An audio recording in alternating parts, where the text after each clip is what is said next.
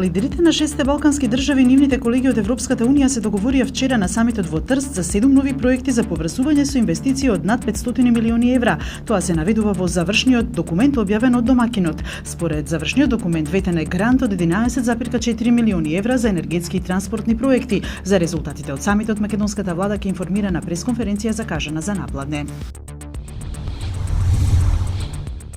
Министерството за финансии ќе побара од PayPal да започне постапка за воведување на услугата прием на пари во Македонија преку овој платежен сервис. Со ова ќе се овозможи македонските граѓани и фирми да продаваат своји производи и услуги на светските пазари и да вршат прием и плаќање преку PayPal. Иницијативата е покрената од Венко Глигоров од Логин системи и дел од Facebook и Twitter заедницата. Калифорнискиот демократ Брет Шерман поднесе барање за отповикување на председателот на САД Доналд Трамп.